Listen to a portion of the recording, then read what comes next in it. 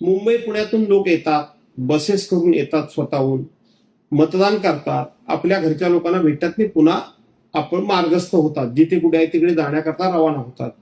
ते सकाळच मतदान केंद्रावर भरपूर गर्दी असते. गावातली माणसं सुद्धा सकाळच मतदान करण्याकरता मतदान केंद्रावर जातात. आपलं मतदान झालं की आपल्या कामाधंद्याला जायला त्यांना मोकळीक असते.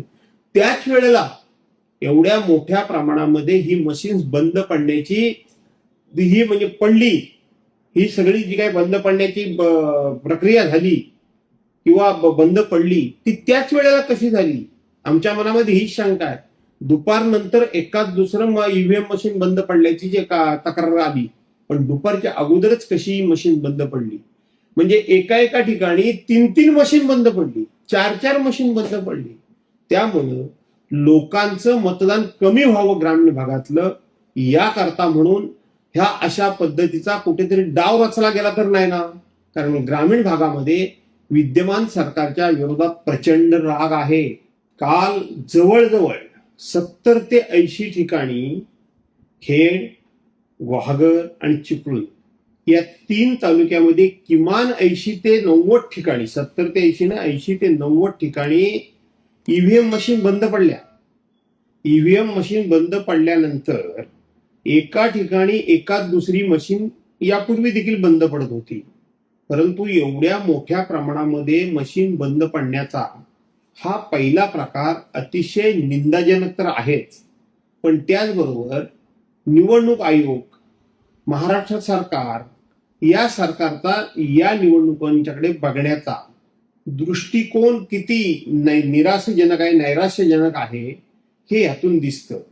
मी ज्या वेळेला संबंधित अधिकाऱ्यांची चौकशी केली, साधारणपणे 11 वाजता फोन केला, तेव्हा ते म्हणाले आतापर्यंत आमच्या समोर 40 बंद पडलेल्या मशीन्स आहेत.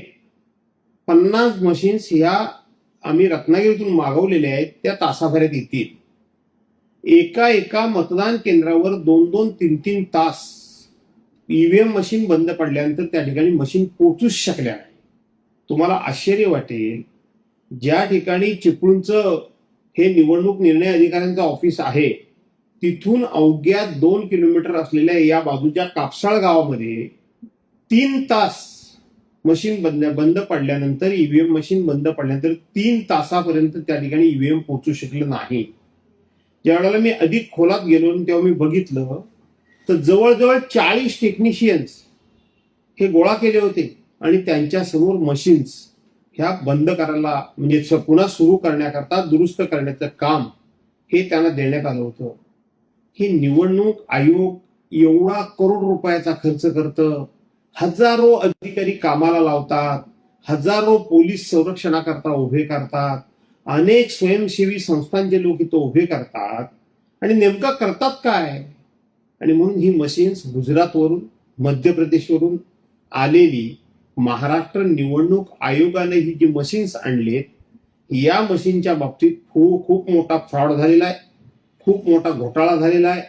आणि दुर्लक्ष जाणीवपूर्वक झालं की ग्रामीण भागामध्ये आम्हाला प्रचंड प्रमाणामध्ये पाठिंबा होता, त्यानं सरकार हादरल्यामुळं या निवडणूक आयोगाला हाताशी धरून काही काळबेर तर करणार नाही ना, अशी आता भीती निर्माण झालेली आहे.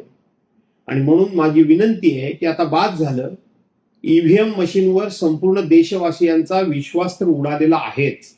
सातत्यानं लोक सांगतायत की ईव्हीएम मशीन हे तुम्ही बंद करा, आणि म्हणून आता तरी सरकारनं ही सगळी माहिती घेऊन निवडणुका ह्या मतपत्रिकेवर, म्हणजे बॅलेट पेपरवर घ्याव्यात आणि सर्वांच्या मनातली शंका दूर करावी, अशी माझी सरकारला आव्हान, विनंती आहे.